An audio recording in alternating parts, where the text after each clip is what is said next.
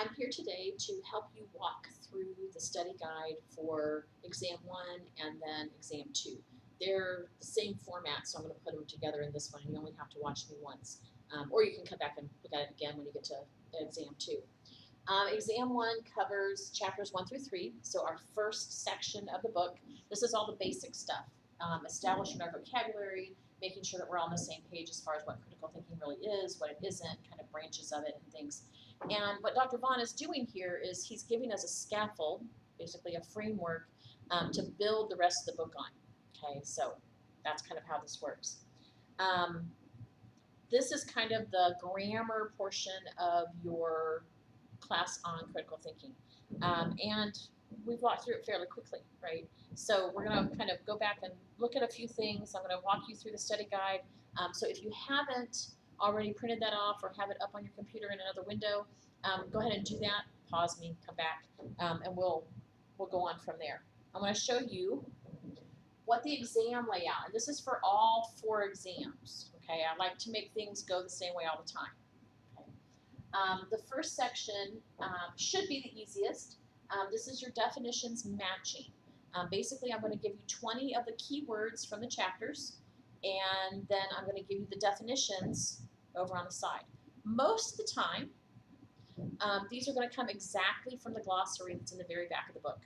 Okay, there are a few terms that the glossary entry is like this big, and so I kind of smush things together, or it gives away too much, and so I unsmush it. But that's kind of how that's going to work. Okay. Since you're taking this as an online class, you can use your book, your notes, your papers, your homework, all of that as resources for the test, and I expect you to do that. So make sure when you go to take the test that you have your study guide work sitting right there, because it's going to help you a lot on the test. Now, there are 2 things. Okay, I'm going to walk through the rest of the test. Sorry, that was an aside. Exam layout, definitions matching. Okay, the big words are the ones I've identified both through our lectures and on the chapter note slides.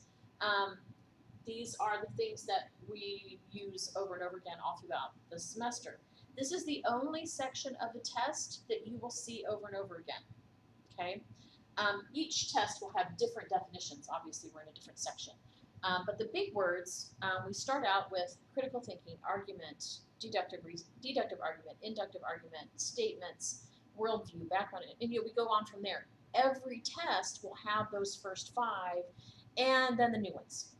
Okay, and then the next test will have the first 6 and the new ones, and then the last test will have 13, the first of those you've already seen. Okay, so that's what I mean by cumulative. They're going to stay on the test until we're done.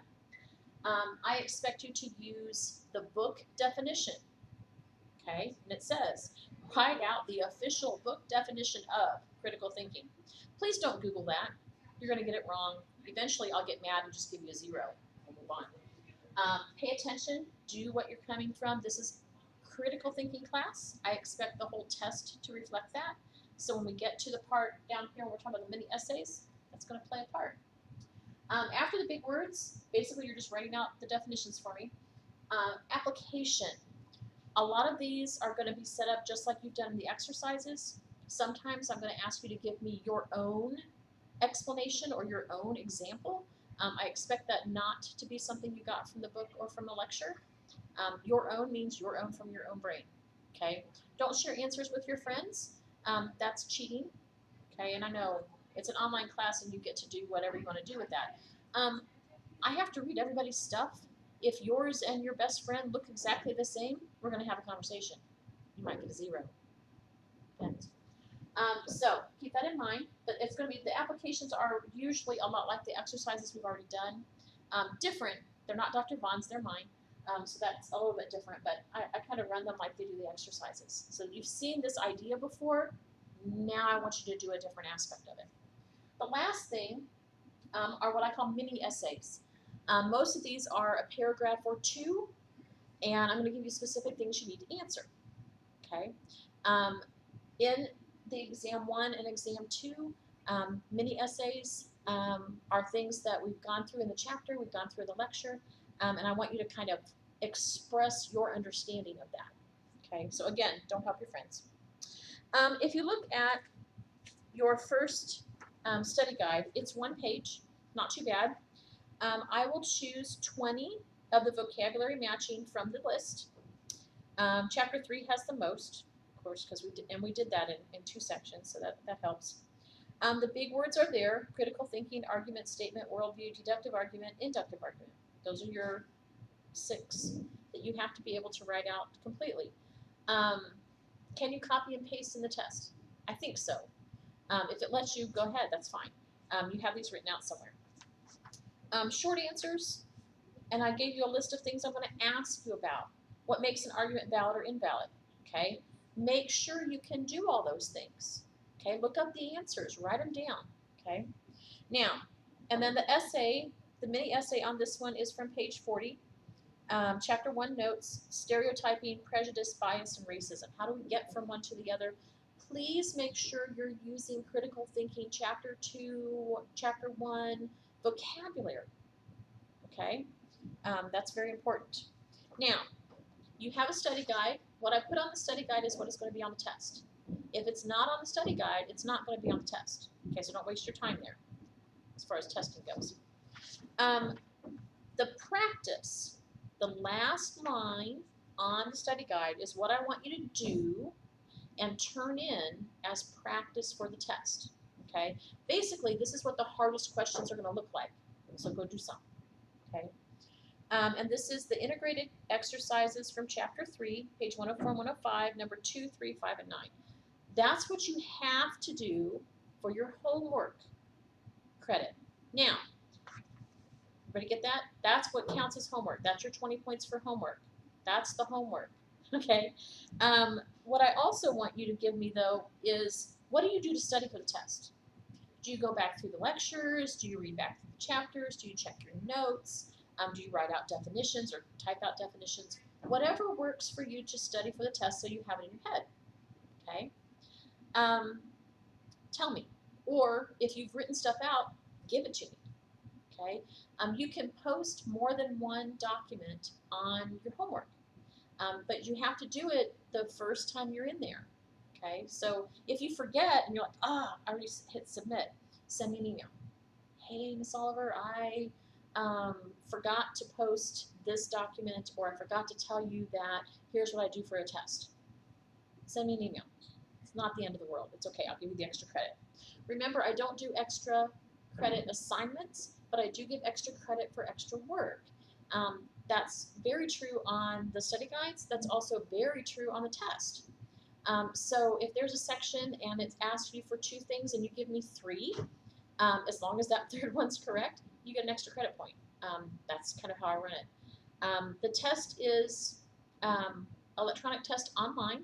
Okay, all exams 1 and 2 are both electronic online tests, and you can go through and do everything on the computer. You can save your work and come back to it if you need to. So maybe you have a half an hour now and you want to go ahead and get some of this done. Great, do that. Please remember that you're not supposed to help each other. One of the things that doesn't help is that on the matching, it gives everybody a different order, like the A, B, C, D, E, F, G are different for each person that goes in. So if you give the list to your friend, they're going to get a 3 if they're lucky. Okay, so do your own work, do your work with integrity, and you'll be fine.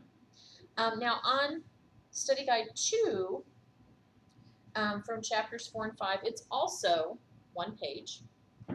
The matching is these 20 because there are 35 keywords in chapter 5 alone. Okay, and that's a little bit mean. We do have 7 big words. Okay, we get background knowledge, sorry, not information, in chapter 4, so you have to have some of that kind of stuff. But these are the 20 that are going to be on the test. Only one of those, as far as the matching goes, is not a fallacy. That's the word expert. And so focus on identifying the fallacies that are on the definitions list. Can you recognize a decision point fallacy when you see it? Can you recognize division versus composition when you see them? all these different pieces here. There are 2 mini essays. One is when do we know to trust an expert, and when do we know when to mistrust somebody who claims to be an expert? And that's in the chapter, in chapter 4, and it's very clear and lined out. And it's also on the lecture, and it's also on the notes. So make sure you can put those into paragraph forms. A paragraph of here's how we know we can trust them. A paragraph of here's how we know we don't trust them. Okay. And the other one is, and we will have done this quite a bit in the chapters. Evaluating an argument, paragraph basically, looking at what kinds of things they count as experts, what counts as evidence, are they using any fallacies, can we buy them, does it follow what we think about as far as common sense and common knowledge goes. And I'm giving you a paragraph in there and you have to walk through those things. Okay, so that's kind of how those work. For the practice, this is your homework credit for Study Guide 2, is to make your own examples, not mine, not Dr. Vaughn's, for at least 10 of the 19 fallacies that are in the vocabulary list up here. Okay? And I'm going to choose 3 of those and make you write them out on the test. And then the other part is to answer number 9 and 15 in the Chapter 5 Integrated Exercises, page 188, 189. Okay, so that's where you get your homework credit for the study guide. Remember, anything else you do, make sure I see it, make sure it ends up in your homework page, poke it in there, or send it to me via email, okay? So that's the basic outline for the tests and for the study guides for Exam 1 and Exam 2. I'll come back and give you videos for Study Guide 3 and Study Guide 4 because they're a little bit different from the rest. So as always, if you have questions, email me, let me know. I'd be more than happy to help. Okay? Happy testing.